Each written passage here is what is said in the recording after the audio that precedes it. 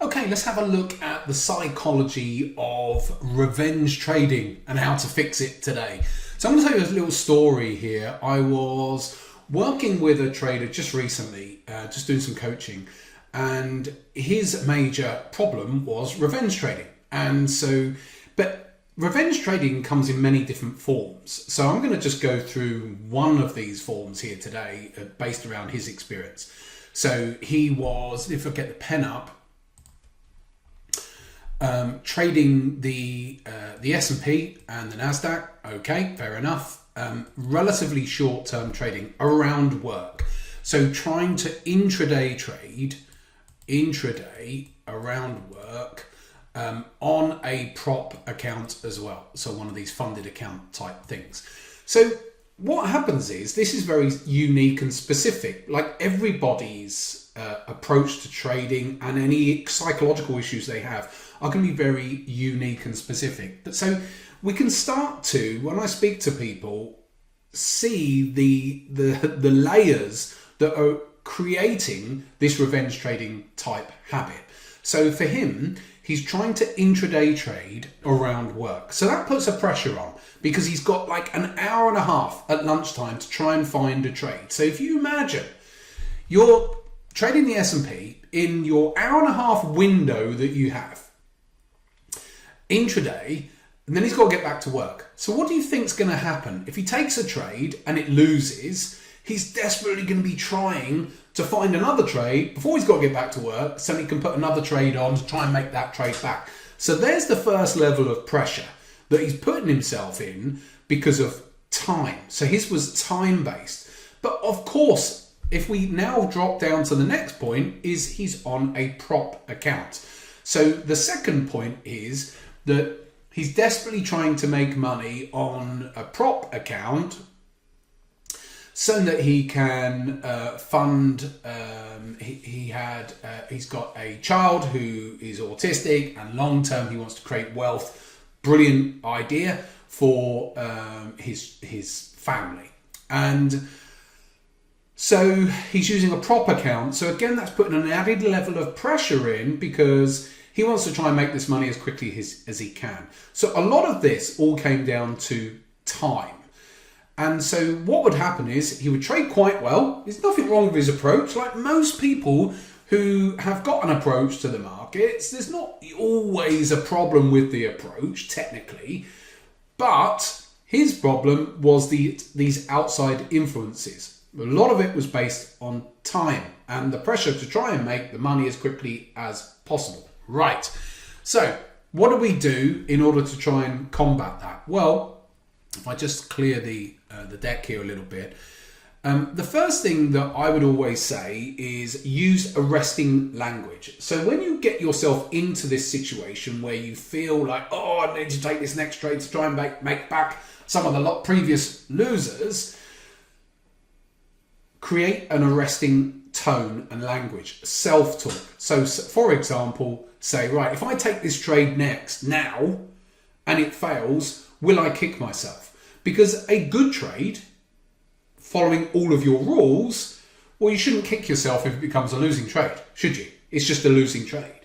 But if you kick yourself, if you say, well, actually, yeah, I would kick myself if I took this trade, that would confirm that it's not a great setup, that you're actually moving away, in that instance, from all of your trading plan, and therefore it's not warranted in taking the trade. So use arresting language to try and stop yourself from, so if I put this down here, arresting language, I'll put here, to try and stop yourself from, in that moment, taking the trade. Now, like I've already said, he talked about his son. So use a pain trigger, a pain point. What's your pain point? If you carry on trading this way, like in this instance, revenge trading, well, what are the consequences of that?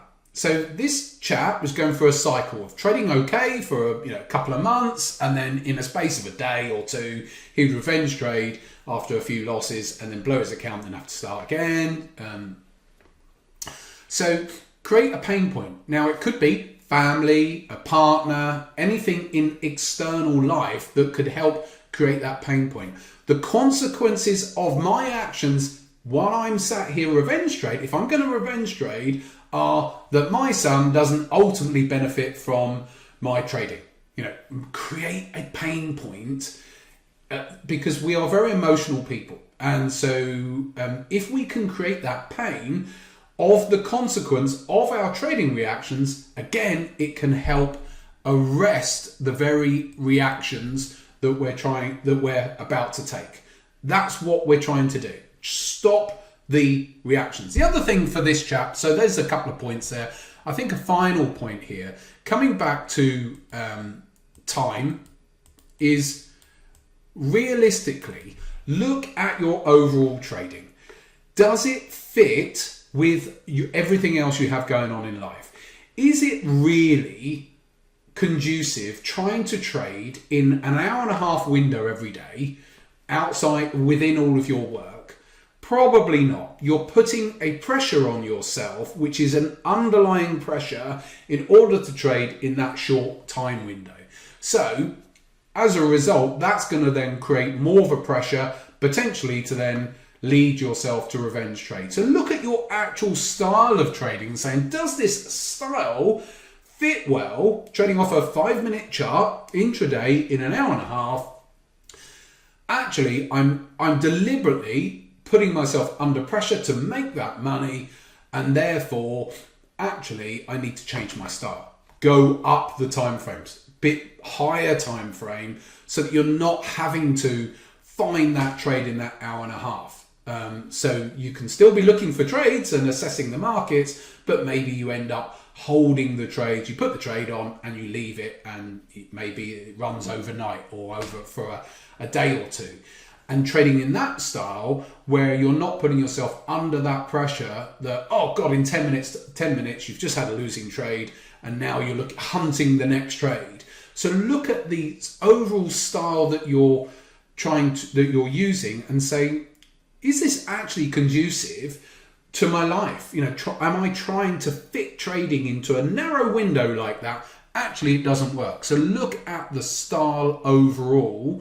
And I don't mean your strategy necessarily, because a lot of strategies can be applied across timeframes. So you don't necessarily have to change the strategy, but for this chap, he just needed to go up the time frame ladder in order to take that pressure off. There you go. There's just a few points there. If you do want to check out more when it comes to all of the psychological stuff, just go over to charlieburtontrading.com, and because I have a whole huge amount of downloads on the website there, which can help when it comes to trading psychology as well.